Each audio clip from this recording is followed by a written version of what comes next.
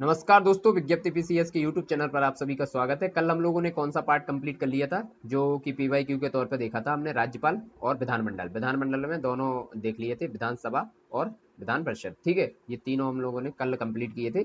आज हम लोग सर्वोच्च न्यायालय वाला पार्ट पूरा कंप्लीट करेंगे। ठीक है, कि सर्वोच्च न्यायालय में क्या क्या पूछा जाता है, किस टाइप के क्वेश्चन आते हैं, तो सर्वोच्च न्यायालय आज कंप्लीट कर लेंगे। ठीक, तो सर्वोच्च न्यायालय और उच्च न्यायालय जितना भी पूछा जाएगा दोनों कंप्लीट कर लेंगे। ठीक, पहला क्वेश्चन क्या है कि भारत में सर्वोच्च न्यायालय में न्यायाधीशों की वर्तमान स्वीकृति संख्या कितनी है। तो वर्तमान स्वीकृति संख्या कितनी है अभी। अभी देखिए, ये 2004 में क्वेश्चन पूछा गया था, तो उस समय एक अलग संख्या थी और अभी अलग संख्या है। अभी कितनी संख्या है, 33+1, मतलब 33 न्यायाधीश हैं और एक मुख्य न्यायाधीश है। तो 33+1 का मतलब कितने हुए, 34। तो अभी अभी जो वर्तमान में जजों की संख्या है, तो वो है अभी 34 उच्च सर्वोच्च न्यायालय में। ठीक है, तो कैसे कैसे कब कब बढ़े, देखिए जब मूल संविधान आया था, तब मूल संविधान उस समय जब बना था, तब जजों की संख्या कितनी थी, 8 थी। फिर क्या हुआ था, फिर 1956 में बढ़ाए गए थे। तो 1956 में बढ़ के कितने हो गए थे, यहाँ पे हो गए थे फिर ये 11। फिर उसके बाद फिर बढ़ाए गए थे 1960 में। तो 1960 में कितने हो गए थे, यहाँ पे हो गए थे 14। ठीक है, जरूरी नहीं है ये याद रखना कि 1956 में कितने थे, 1914 में, लेकिन एक मोटा मोटा अनुमान के थ्रू हम लोग देख लेते हैं। अभी 33+1 याद रखना, 33+1 34 है अभी। ठीक है, तो 1956 में कितने थे, 11। 1960 में कितने हो गए थे, 14। उसके बाद फिर बढ़ाए गए थे 1978 में, तो कितने हो गए थे फिर, 18। ठीक है, तो 18 हो गए थे। उसके बाद फिर 2008 में कितने हो गए थे, तो यहाँ पे हो गए थे 2008 में 30। 2008 में सबसे ज़्यादा संख्या बढ़ाई गई थी, एकदम से 30 कर दी गई थी। और उसके बाद फिर 2019 में कंप्लीट की गई है। तो 19 में जो अभी चल रहा है वो 2019 का ही है। तो कितने थे अभी, 34। 33+1 34। ठीक है, तो अब याद हो जाएगा आप लोगों को। सबसे पहले कब बढ़ाए गए थे, पहले जब मूल संविधान आया तब कितने थे, 8 थे। ठीक है, फिर उसके बाद 1956 में कितने हो गए थे, 11। 1960 में कितने हो गए थे, 14। और फिर 78 में हो गए थे 18, और 2008 में कर दिए गए थे 30। तो 2008 से ही कम से कम याद रख लेना, 2008 में 30 और 2019 में फिर कर दिए गए थे 34। तो 33+1 34। ठीक है, अब नेक्स्ट क्वेश्चन देखते हैं। नेक्स्ट क्वेश्चन क्या है कि सर्वोच्च न्यायालय का न्यायाधीश अपना पद त्याग कर सकता है पत्र लिखकर। किसको पत्र लिखकर, न्यायाधीश जो है सर्वोच्च न्यायालय का, वो अपना पद त्याग कर सकता है। तो वो किसको पत्र लिखता है, वो लिखता है राष्ट्रपति को। ठीक है, ये आर्टिकल 124 के तहत लिखता है, क्लॉज 2 में। तो इसके तहत वो अपना पद त्याग कर सकता है। ठीक, अब बाकी नेक्स्ट क्वेश्चन है कि सर्वोच्च न्यायालय में सेवानिवृत्ति की आयु कितनी है। सर्वोच्च न्यायालय की जो सेवानिवृत्ति की आयु है वो कितनी है, तो वो है 65 वर्ष। ठीक है, 65 वर्ष। और उच्च न्यायालय की कितनी है, 62 वर्ष। ये 65 वर्ष के रिटायर्ड हो जाएंगे, ये 62 वर्ष के बाद रिटायर्ड हो जाएंगे। ठीक है, इतना कर लिया। फिर क्या है, उच्चतम न्यायालय के न्यायाधीशों का वेतन निर्धारण किया जाता है। तो वेतन निर्धारण कहाँ से किया जाता है, ये किया जाता है संसद द्वारा। ठीक है, कि संसद जितना कहता है उतना ही वेतन यहाँ पे रखा जाता है। आर्टिकल कौन से में, 125 में। ठीक है, आर्टिकल 125 के तहत ये रखा जाता है। नेक्स्ट क्वेश्चन है कि सेवानिवृत्त होने के पश्चात सर्वोच्च न्यायालय के न्यायाधीश वकालत कर सकते हैं। तो देखिए, सर्वोच्च न्यायालय के न्यायाधीश की पूछ रहा है, तो सेवानिवृत्त होने के बाद कहाँ पर वो जो है कि वकालत कर सकते हैं, तो ये कहीं नहीं कर सकते हैं सर्वोच्च न्यायालय के। लेकिन यहीं पे अगर उच्च न्यायालय की पूछता, तो उच्च न्यायालय के लोग कहाँ पे कर सकते हैं, तो उच्च न्यायालय के जो न्यायाधीश होते हैं वो सर्वोच्च न्यायालय में वकालत कर सकते हैं, या फिर उस उच्च न्यायालय में वकालत कर सकते हैं जहाँ पे वो परमानेंट नहीं रहे हों। ठीक है, तो ये आर्टिकल कौन से के तहत होता है, ये आर्टिकल 124 में दिया हुआ है, क्लॉज 7 में। ठीक, अब नेक्स्ट क्वेश्चन क्या है यहाँ पे, देखिए मैं जो ये है इतने में ही बता देता हूँ। तो ये जो डिटेल्स है ये पढ़ने की जरूरत नहीं है, इसीलिए मैं इधर उधर की चीजें बता देता हूँ थोड़ी बहुत। ठीक है, नेक्स्ट क्वेश्चन है कि भारत के सर्वोच्च न्यायालय के कार्यवाहक मुख्य न्यायाधीश की नियुक्ति कौन करता है। तो कार्यवाहक न्यायाधीश की नियुक्ति कौन करता है, आर्टिकल 126 के तहत करता है यहाँ पे राष्ट्रपति। ठीक है, तो यहाँ पे सी आंसर राइट हो जाएगा, राष्ट्रपति ही करता है यहाँ पे, ना तो सर्वोच्च न्यायालय का मुख्य न्यायाधीश करेगा। सर्वोच्च न्यायालय के न्यायालय की जो कार्यवाहक मुख्य न्यायाधीश है, उसका मुख्य न्यायाधीश नहीं करता है, ना प्रधानमंत्री ना विधि मंत्री। तो ये याद रखना, राष्ट्रपति करता है यहाँ पे। ठीक है, अब नेक्स्ट क्वेश्चन क्या है कि सर्वोच्च न्यायालय के उस मंडल में जो सर्वोच्च न्यायालय में जजों की नियुक्ति की अनुशंसा से संबंधित है, में सर्वोच्च न्यायालय के मुख्य न्यायाधीश के अतिरिक्त कुछ अन्य वरिष्ठ न्यायाधीश होते हैं। ऐसे अन्य न्यायाधीश जो इस मंडल के सदस्य होते हैं की संख्या कितनी है, 2010 में पूछा था ये क्वेश्चन। ठीक है, तो इसकी इनकी संख्या कितनी होती है, 4 होती है। तो ये क्वेश्चन अब उतना मान्य नहीं रखता है। नेक्स्ट क्वेश्चन देख लेते हैं हम। निम्नलिखित में से किसमें उच्चतर न्यायालयों के न्यायाधीशों की नियुक्ति कार्यपालिका, विधायिका एवं मुख्य न्यायाधीश की भागीदारी की अनुशंसा की गई है। तो किसमें की गई है ये, तो सेकंड एआरसी रिपोर्ट में की गई है। ये तो आप लोगों ने सुना ही होगा बहुत ज़्यादा। सेकंड एआरसी रिपोर्ट में की गई है कार्यपालिका, विधायिका और मुख्य न्यायाधीशों की भागीदारी की अनुशंसा। ठीक है, तो ये याद रखना सेकंड एआरसी में। सेकंड एआरसी चाहे तो आप लोग थोड़ा बहुत पढ़ लेना, उससे क्वेश्चन हमेशा बनता रहता है, बनने के चांस भी बहुत ज़्यादा होते हैं। ठीक है, अब नेक्स्ट क्वेश्चन है कि भारतीय संविधान के तदर्थ न्यायाधीशों की नियुक्ति का प्रावधान है। तो तदर्थ न्यायाधीशों की नियुक्ति कहाँ पे होती है, ये अभी अपन ने देखा है, आर्टिकल 127 क्लॉज ए के तहत होती है। और कहाँ पे होती है, ये सर्वोच्च न्यायालय में होती है। ठीक है, ना तो उच्च न्यायालय में होती है, ना जनपद और सत्र न्यायालय में होती है, तो ये होती है सर्वोच्च न्यायालय में। तो ये चीज याद रखना। ठीक है, एडहॉक बोलते हैं इसको, तदर्थ न्यायाधीश, एडहॉक। ठीक, उच्चतम न्यायालय में संविधान के निर्वाचन से संबंधित मामले की सुनवाई करने के लिए न्यायाधीशों की संख्या कम से कम कितनी होनी चाहिए। उच्चतम न्यायालय में कोई भी पीठ पर अगर मतलब कोई भी डिसीजन पे अगर सुनवाई हो रही है, उस पर डिसीजन आने वाला है, तो कम से कम कितने लोगों की पीठ होती है, 5 लोगों की पीठ होती है कम से कम, ना तो 10 की होती है। ये तो सर अभी जो सर्वोच्च पीठ है वो केशवानंद भारती में हुई थी 13 की, है ना। तो ये 10 तो हो नहीं सकती, 9 भी नहीं है, 7 भी नहीं है, तो यहाँ पर 5 याद रखना, कम से कम 5 जजों की पीठ होनी चाहिए किसी भी अधिनियम को या डिसीजन को बनाने के लिए। ठीक है, भारत के सर्वोच्च न्यायालय की शक्तियों के विषय में निम्नलिखित में से कौन सा कथन सही नहीं है। पूछ रहा है यहाँ पर कि गलत कौन सा है, किसके मामले में, सर्वोच्च न्यायालय के मामले में। ठीक है, तो ये पढ़ते हैं बारी बारी से, फिर पता चल जाएगा कि कौन सा गलत है। इनके पास जनता के मूल अधिकारों की रक्षा के लिए आदेश जारी करने की अनन्य शक्ति होती है। तो अनन्य शक्ति होती है क्या इनके पास? अनन्य शक्ति नहीं होती है। देखिए सारे ऑप्शन पढ़ लेते हैं, फिर पता चल जाएगा। वह अंतर शासकीय विवादों के मूल एवं अनन्य क्षेत्राधिकार रखता है। और सी वाला ऑप्शन यहाँ पे कि वह भारत के राष्ट्रपति द्वारा कानून के प्रश्न एवं किसी तथ्य को निर्दिष्ट किए जाने पर सलाहकार या अधिकारता रखता है। ठीक है, और इसके पास अपने ही निर्णय या आदेश पर पुनर्विचार करने की शक्ति होती है। बिल्कुल सही है। तो कौन कौन सा इसमें से सही हो गया? देखिए बी वाला आंसर हो गया, अंतर शासकीय विवादों के मूल एवं अनन्य क्षेत्राधिकार रखता है, और भारत के राष्ट्रपति द्वारा कानून के प्रश्न किसी तथ्य को निर्दिष्ट किए जाने पर सलाहकार अधिकार रखता है, ये भी सही है। और डी वाला ऑप्शन यहाँ पर है कि इसके पास अपने ही निर्णय और आदेश द्वारा पुनर्विचार करने की शक्ति होती है, तो ये भी ये जो पुनर्विचार करने की शक्ति है, ये भी सही है। तो यहाँ पे गलत कौन सा हो जाएगा? ए वाला ऑप्शन गलत है, इसके पास अनन्य शक्ति नहीं होती है। कुछ कुछ शक्तियां उच्च न्यायालय के पास भी होती हैं। ठीक है, उच्च न्यायालय के पास शक्ति जो होती है वो होती है आर्टिकल ए 126 के तहत, और इसके पास होती है आर्टिकल 32 के तहत। ठीक है, ये चीज याद रखना, 226। ठीक, अब नेक्स्ट क्वेश्चन क्या है यहाँ पे? भारत का सर्वोच्च न्यायालय एक अभिलेख न्यायालय है, इसका आशय है। इसका क्या आशय है? ऑप्शन पढ़ते हैं, इससे पता चल जाएगा।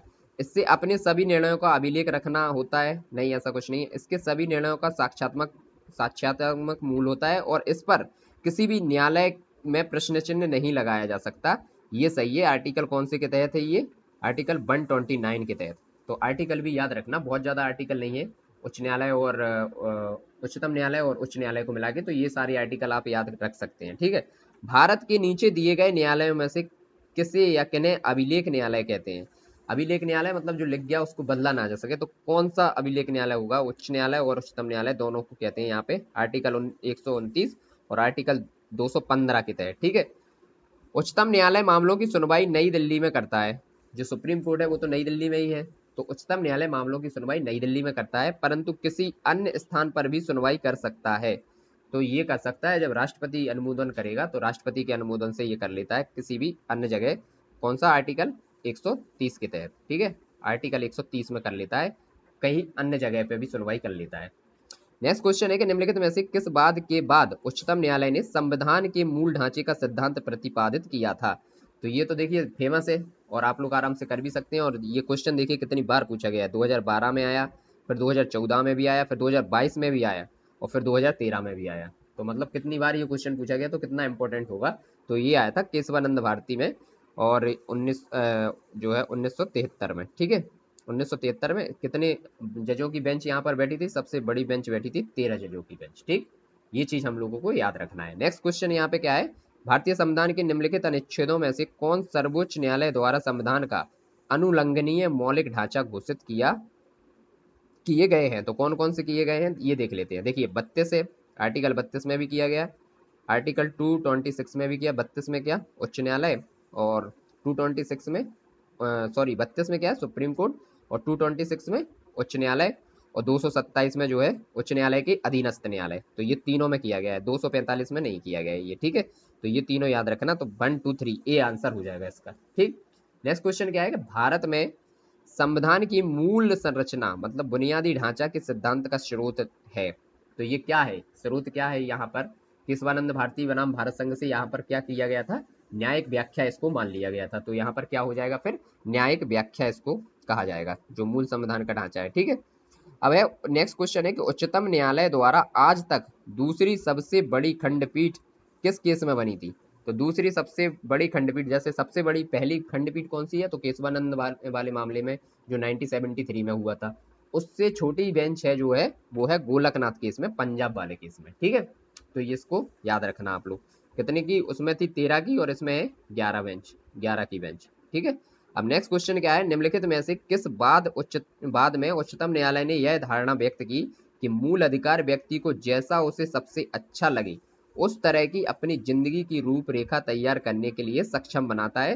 तो ये कौन से मामले में हुआ? जिससे अभी हमने जिसकी बात अभी जस्ट की है, गोलकनाथ बनाम पंजाब राज्य में, है ना। तो इसमें कितने लोगों की बेंच बैठी थी? 11 लोगों की बेंच बैठी थी। तो इस चीज को याद रखना। अब ये मैटर पढ़ने की जरूरत नहीं है, इस पे अपन लोग डिस्कशन कर चुके हैं, ठीक है। नेक्स्ट क्वेश्चन क्या है यहाँ पे? निम्नलिखित कथनों पर विचार कर बताइए कि इनमें से कौन एक सही है। कौन सा सही है ये बताना है हम लोगों को। सर्वोच्च न्यायालय केवल मूल क्षेत्राधिकार रखता है, तो ये गलत है। केवल मूल क्षेत्राधिकार नहीं रखता है, और भी क्षेत्राधिकार है यहाँ पर। यह केवल मूल और अपीलीय क्षेत्राधिकार रखता है, नहीं, ये भी गलत है। यह केवल परामर्श संबंधी और अपीलीय क्षेत्राधिकार रखता है, ये भी गलत है। देखिए मेरा ऐसा मानना है, मतलब हो सकता है गलत हो, कि जहां पे केवल लगा रहता है ना, वो वाला स्टेटमेंट अधिकतर गलत होता है। जहां पे भी केवल लगा होता है वो अधिकतर स्टेटमेंट गलत ही होता है। तो ये आप लोग गलत मान लीजिए तीनों। तो सही कौन सा हो जाएगा इसमें से? यह मूल, अपीलीय और परामर्श संबंधी क्षेत्राधिकार रखता है। आर्टिकल कौन से के तहत? 132 से 136 में आप लोग देखोगे तो ये सब मिल जाएगा।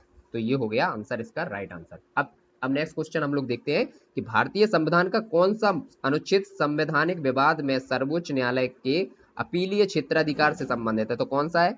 ये तो आप लोगों को याद ही होगा यार, इतना अपन लोगों ने डिस्कस कर लिया है। आर्टिकल कौन सा? 134A, ठीक है। और इसके साथ कौन सा मिला के, जो उच्च न्यायालय वाला है, तो 132 को, ठीक है। ये दोनों मिलके बनेंगे तभी हो जाएगा अपीलीय क्षेत्राधिकार। कौन सा? 124A को मिलाकर अनुच्छेद 132 को पढ़ना पड़ेगा, ठीक है। नेक्स्ट क्वेश्चन यहाँ पे क्या है? संविधान की व्याख्या से संबंधित सभी विवाद सर्वोच्च न्यायालय में के पास लाए जा सकते हैं। कौन कौन से लाए जा सकते हैं? प्रारंभिक क्षेत्राधिकार के अंतर्गत? नहीं, अपीलीय क्षेत्राधिकार के अंतर्गत। अभी हाल हम लोगों ने क्या पढ़ा था? अपीलीय क्षेत्राधिकार, आर्टिकल कौन सा? 132, ठीक।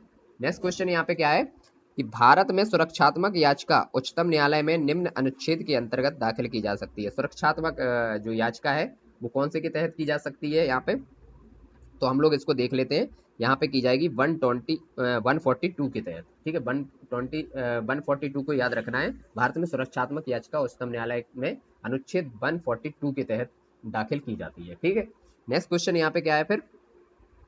न्यायिक पुनरावलोकन में न्यायालय को निम्नलिखित अधिकार है। न्यायिक पुनरावलोकन जो जुडिशियल रिव्यू होता है, उसमें न्यायालय को कौन से अधिकार है ये हम लोगों को बताना है। यदि कोई कानून या आदेश संविधान के विपरीत हो तो उसे असंवैधानिक घोषित करता है। बिल्कुल सही बात है, यही इसका राइट आंसर हो जाएगा। फिर भी हम लोग पढ़ लेते हैं और ऑप्शन कि निचले न्यायालय के आदेशों का पुनरावलोकन करना, ऐसा कुछ नहीं है।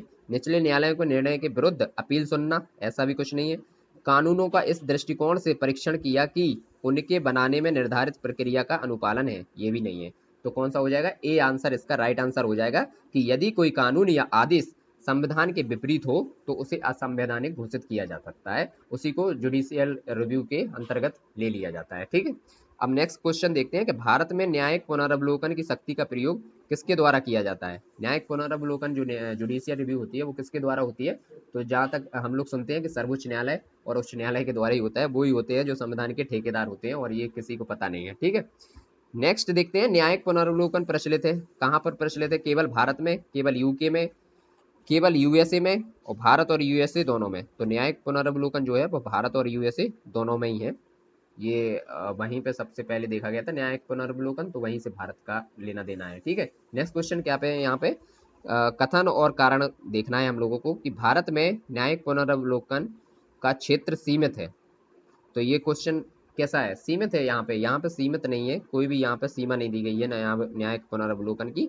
तो ये सही हो जाएगा। सॉरी, क्या है, भारत में न्यायिक पुनर्वलोकन क्षेत्र सीमित है, बिल्कुल सही बात है, ये सीमित है यहाँ पे, क्योंकि कुछ चीजों में जैसे जो केशवानंद भारती आया था उसमें, और जो मेनका गांधी वाला विवाद था जो 1978 का, इसके बाद सर्वोच्च न्यायालय द्वारा जो न्यायिक पुनरीक्षण था उसको विस्तारित किया जा रहा था। ठीक है, तो इसको सीमित यहाँ पे मान लिया जाएगा। भारतीय संविधान में कुछ उधार की वस्तुएं हैं, तो ये भी ठीक है, लेकिन ये दोनों अलग अलग क्षेत्र की बात कर रहे हैं ना, तो ये पुनरीक्षण की बात कर रहा है और ये उधार की वस्तुओं की बात कर रहा है, तो दोनों हैं तो सही, लेकिन एक दूसरे से मिल नहीं रहे हैं बिल्कुल भी।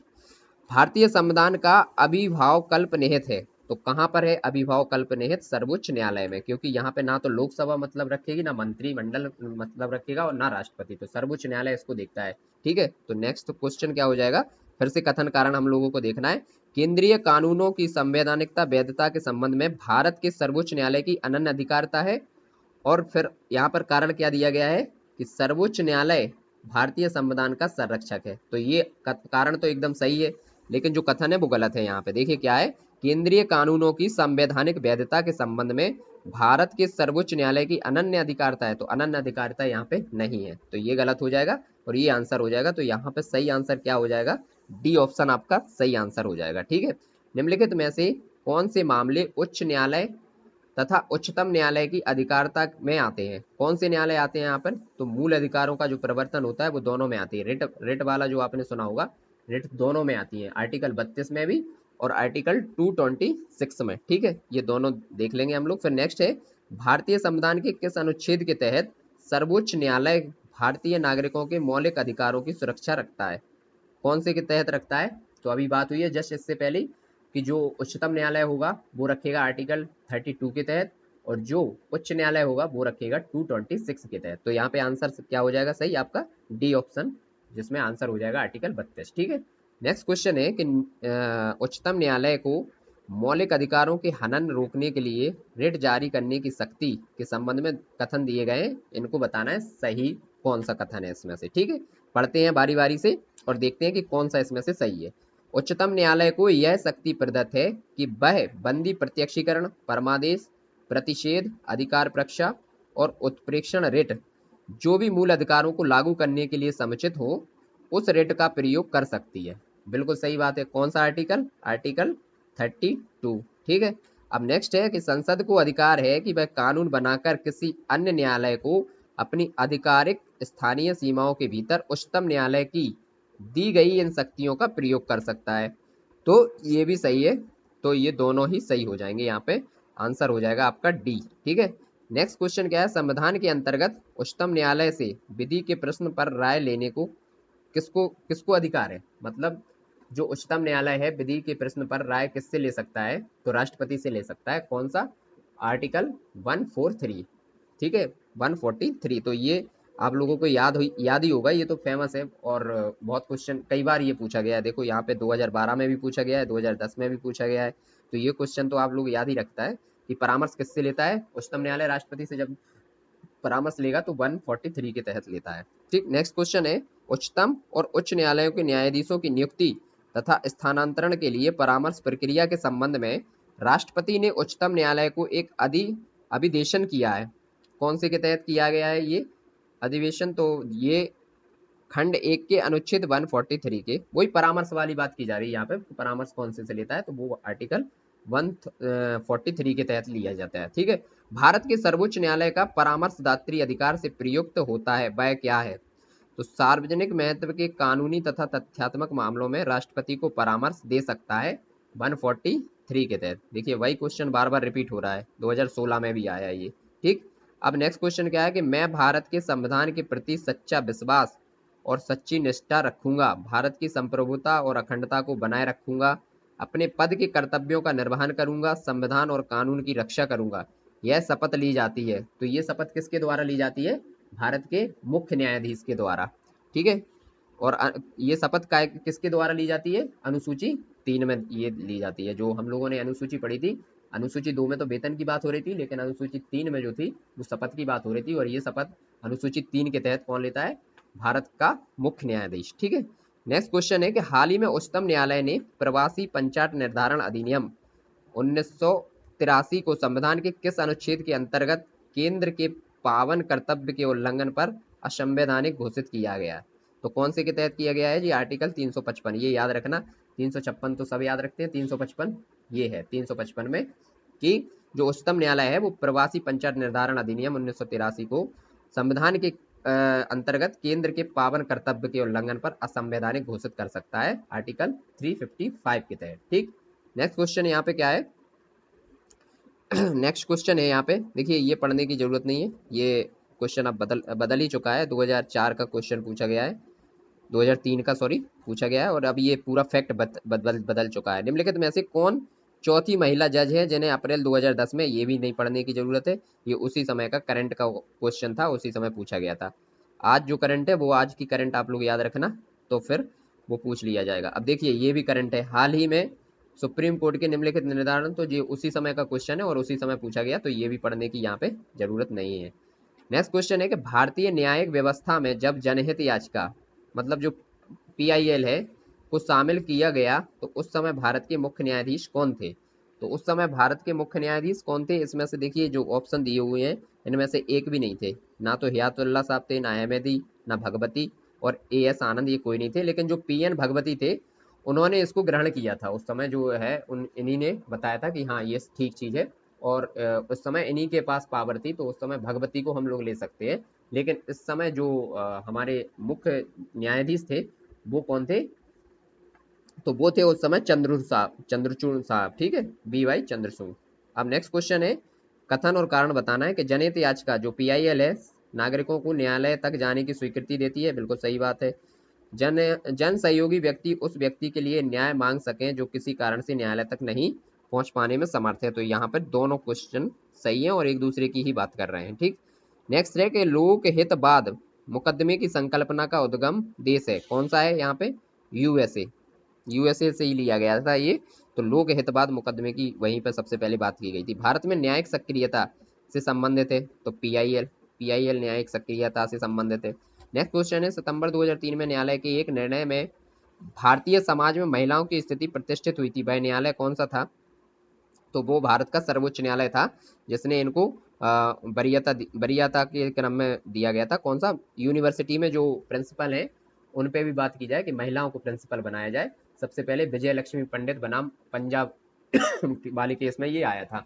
तो किसने इस पे सहमति दी थी? भारत के सर्वोच्च न्यायालय ने। तो यहाँ पे कौन सा आंसर हो जाएगा? ये यहाँ पर ए ऑप्शन आपका राइट हो जाएगा। नेक्स्ट क्वेश्चन है, उच्चतम न्यायालय ने निम्नलिखित में से किस मामले में पाया कि केंद्रीय अन्वेषण शाखा एक पिंजराबंद तोता है? तो कौन से मामले में पाया था ये पाया गया था कोयला आवंटन वाले मामले में। ठीक है, कोयला वाला जो घोटाला हुआ था उसमें ये पाया गया था, पिंजराबंद मामला इसको कहा गया था, पिंजराबंद तोता। ठीक, नेक्स्ट क्वेश्चन यहाँ पे है कि समलैंगिकता संबंधी सर्वोच्च न्यायालय का निर्णय निम्नलिखित में से किससे संबंधित है? तो कौन से है? ये IPC की धारा 377 में है, 377 में। ठीक, IPC की धारा 377 में दिया गया है कि समलैंगिकता संबंधी सर्वोच्च न्यायालय का निर्णय किससे संबंधित है। ठीक है, नेक्स्ट है, किस कानून के अंतर्गत यह विहित है कि भारत के उच्चतम न्यायालय की संपूर्ण कार्यवाही अंग्रेजी भाषा में होगी? कौन से कानून के तहत होगी? तो अनुच्छेद 348 के द्वारा ये कहा गया है कि पूरी जो उच्चतम न्यायालय है, सुप्रीम कोर्ट हमारा है, वहां पे जो कार्रवाई होगी वो टोटल इंग्लिश में चलेगी। वो कहा गया था आर्टिकल 348 के द्वारा। ठीक है, ये चीज आप लोगों को याद रहेगी। अब देखिए यहाँ पे हमने राज्यपाल पहले ही कंप्लीट कर लिया है, तो राज्यपाल अभी पढ़ने की जरूरत नहीं है। अब इसके नीचे जो उच्च न्यायालय दिया हुआ है और अधीनस्थ न्यायालय दिया हुआ है, इसके क्वेश्चन हम लोग और सॉल्व कर लेते हैं, क्योंकि हमने उच्चतम न्यायालय के जितने भी क्वेश्चन थे सारे एक एक करके कंप्लीट कर लिए हैं। कैसे क्वेश्चन पूछे गए इससे ये तरीका हम लोगों को पता चला है, उसी परिप्रेक्ष्य में आप लोग तैयारी रखें अपनी, जिस टाइप में क्वेश्चन पूछे जा रहे हैं। ठीक है, अब यहाँ पे चलिए उच्च न्यायालय और अधीनस्थ न्यायालय के क्वेश्चन भी हम लोग यहाँ पे सॉल्व कर लेते हैं। क्या क्वेश्चन है? क्वेश्चन पढ़ते हैं कि भारत में एक उच्च न्यायालय के बारे में क्या सही नहीं है? तो क्या सही नहीं है यहाँ पे ये देख लेते हैं। द्वितीय अपील उच्च न्यायालय में अपीलीय क्षेत्राधिकार में है, ये तो सही है। उच्च न्यायालय के प्रत्येक न्यायाधीश की नियुक्ति राष्ट्रपति करता है, तो ये भी ठीक है। उच्च न्यायालय के न्यायाधीशों की नियुक्ति राज्यपाल करता है, नहीं ये गलत है। उच्च न्यायालय के जो बोल रहे हैं कि हाई कोर्ट के जो जज रहेंगे उनकी नियुक्ति राज्यपाल करेगा, ऐसा नहीं है। जो हाई कोर्ट की नियुक्ति भी करता है वो भी हमारा यहाँ पे कौन करता है, राष्ट्रपति ही करता है। कौन से आर्टिकल के तहत करेगा, तो ये करेगा आर्टिकल 217 के तहत, ठीक है। तो ये चीज याद रखना। सुप्रीम कोर्ट के जज की तो जो करता है वो नियुक्ति कौन करता है, राष्ट्रपति करता ही करता है। और हाई कोर्ट के जज की नियुक्ति भी राष्ट्रपति ही करता है, राज्यपाल यहाँ पे नहीं करता है, आर्टिकल 217 में, ठीक है। ये चीज आप लोग याद रखना। दूसरी बात, उच्च न्यायालय अभी कितने हैं हमारे देश में, अभी उच्च न्यायालय हैं टोटल 25। तो अब यहाँ पे बात आती है कि 25 हैं, तो अभी कौन कौन से न्यायालय हैं जो कि मतलब दो दो खंडपीठ देखे हुए हैं। क्योंकि देखिए स्टेट कहाँ कितने हैं यहाँ पे 28, और यूटी कितनी है, यूटी भी 8 है। तो अब कैसे फिर काम चलेगा यहाँ पे, कैसे उच्च न्यायालय जो है इतने कम है, तो ये चीज हम लोग देख लेते हैं, यहीं पे थोड़ा सा समझ लेते हैं। देखिए सबसे पहले जो पूर्वी राज्य हैं हमारे, तो पूर्वी राज्यों में असम में गुवाहाटी में है, और गुवाहाटी के तहत कितने जो स्टेट हैं उनकी जो उच्च न्यायालय है। तो देखिए यहाँ पे कौन सा, असम का तो है ना, अरुणाचल प्रदेश का भी है, और किसका है, अरुणाचल प्रदेश का हो गया, नागालैंड का भी यहीं पे है, और कौन सा है, मिजोरम का यहीं पे है। तो 4 स्टेट तो यही निपट गए जिनका एक ही उच्च न्यायालय है, ठीक है। और नेक्स्ट कहाँ पे है, नेक्स्ट है फिर पंजाब हरियाणा और चंडीगढ़ का भी एक ही है, पंजाब हरियाणा और चंडीगढ़, इन तीनों का एक ही है। तो ये भी हो गए, है ना। तो इस टाइप से कम हो गए ये, क्योंकि ये इनके सबके एक हो गए, ये 4 के एक हो गए, असम अरुणाचल प्रदेश नागालैंड और मिजोरम का एक ही है गुवाहाटी, पंजाब हरियाणा और चंडीगढ़ का एक ही है चंडीगढ़, ठीक है। तो ये 3 का एक ही हो गया, बाकी सारे राज्यों का अपना अपना है। और यूटी में देखा जाए तो दिल्ली में अपना उच्च न्यायालय है, और पंडुचेरी का जो उच्च न्यायालय है वो मद्रास के अंतर्गत आ जाता है। और यहाँ पे जो अंडमान निकोबार का जो पोर्ट ब्लेयर वाला उच्च न्यायालय जो है, पोर्ट ब्लेयर का भी अपना पश्चिम बंगाल कोलकाता में ही देख लिया जाता है। और केरला में देख लिया जाता है यहाँ पे लक्षद्वीप का, और जो दमन और दीप का है, दमन द्वीप का देख लिया जाता है यहाँ पे हमारा मुंबई में, ठीक है। तो ये सब यहीं पे निपट गए। अब नेक्स्ट क्वेश्चन देखते हैं कि नेक्स्ट क्वेश्चन यहाँ पे क्या है कि जम्मू एवं कश्मीर के, सॉरी यहाँ पे है नेक्स्ट क्वेश्चन, कार्यकारी न्यायाधीशों की नियुक्ति की जाती है। तो कार्यकारी न्यायाधीश जो होते हैं उनकी नियुक्ति कहाँ पे की जाती है, ये की जाती है उच्च न्यायालय में, ठीक है। आर्टिकल कौन सा है यहाँ पे, 224 के तहत, 224 के तहत की जाती है उच्च न्यायालय में कार्यकारी न्यायाधीशों की नियुक्ति। नेक्स्ट क्वेश्चन क्या है कि उच्च न्यायालय के सेवानिवृत्त जज को पेंशन कहाँ से दी जाती है। जो उच्च न्यायालय का जो जज है जो रिटायर्ड हो जाएगा, उसको पेंशन कहाँ से दी जाती है, तो ये संचित निधि से ही दी जाती है, ठीक है। संचित निधि से ये पेंशन दी जाती है इसको।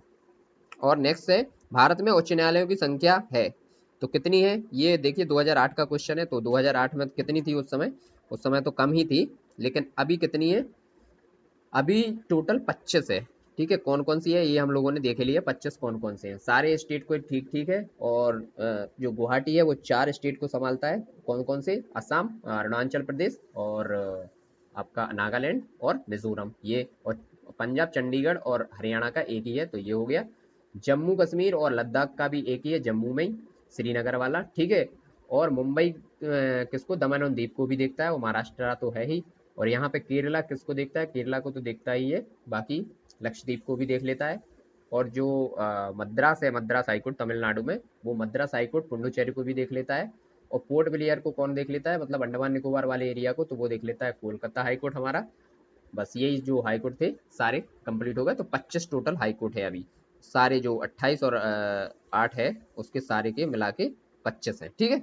नेक्स्ट क्वेश्चन है, निम्नलिखित राज्यों में से किस राज्य का अपना उच्च न्यायालय नहीं है। अब देखिए इसमें से बता सकते हैं आप लोग कि अपना उच्च न्यायालय किसका नहीं है। देखिए उड़ीसा का तो है, हिमाचल प्रदेश का भी है, और सिक्किम का भी है। मणिपुर का यहाँ पे नहीं है, उस समय नहीं था, फिर बाद में तो बन गया है 2013 में। तो अभी के लिए ये क्वेश्चन हो गया है रॉन्ग, ठीक। नेक्स्ट क्वेश्चन क्या है, निम्नलिखित में से किन राज्यों में 2013 में उच्च न्यायालयों को स्थापित किया गया। तो 2013 में यहाँ पे देखिए मेघालय में कर दिया गया था और त्रिपुरा में कर दिया गया था। पहले ये भी कौन से के तहत आते थे, गुवाहाटी के तहत आते थे। तो गुवाहाटी तो सबको देखता था, पूर्वी वाले जितने थे, लेकिन अब मेघालय त्रिपुरा में कर दिया गया था, और एक और में किया गया था किसमें, मणिपुर में भी कर दिया गया था साथ में ही 2013 में। तो 3 में बनी थी। 2013 में कौन कौन से 3 राज्यों में उच्च न्यायालय की स्थापना हो चुकी है, तो मेघालय, त्रिपुरा और मणिपुर, ठीक। और अभी बाकी जो है बचे हुए हैं उनका सब गुवाहाटी उच्च न्यायालय ही दिखता है, ठीक। नेक्स्ट क्वेश्चन क्या है, निम्न उच्च न्यायालयों में से किस उच्च न्यायालय की सबसे अधिक बेंच हैं। तो कौन से उच्च न्यायालय की सबसे अधिक बेंच है, यहाँ पे गुवाहाटी वाले की सबसे ज्यादा बेंच है ना। और मुंबई उच्च न्यायालय की भी हैं, लेकिन गुवाहाटी की सबसे ज़्यादा बेंचेस हैं। ठीक। नेक्स्ट है कि निम्नलिखित में से कौन सा राज्य उच्च न्यायालय के मुख्य क्षेत्राधिकार में नहीं है? तो कौन सा नहीं है? परामर्शी संबंधी क्षेत्राधिकार। परामर्श संबंधी जो क्षेत्राधिकार है वो उच्च न्यायालय के मुख्य क्षेत्राधिकार में नहीं है। नेक्स्ट क्वेश्चन है कि एक उच्च अधिकार प्राप्त न्यायालय द्वारा उत्प्रेक्षण रिट जारी की जाती है। उत्प्रेक्षण रिट कैसे जारी की जाती है? एक अधीनस्थ न्यायालय को कि वह पुनर्रीक्षण हेतु एक मामले विशेष की कार्रवाई का अभिलेख उन्हें हस्तांतरित कर दे। मतलब जो निचले सदन होते हैं वो उच्च सदन को जो निचले जो डिस्ट्रिक्ट है हमारे डिस्ट्रिक्ट कोर्ट वगैरह या फिर हाई कोर्ट है, तो डिस्ट्रिक्ट कोर्ट करेगा हाई कोर्ट को और हाई कोर्ट कर देगा उच्चतम न्यायालय को, मतलब सुप्रीम कोर्ट को। तो ये इसी में दिया गया है उत्प्रेक्षण के तहत। ठीक है।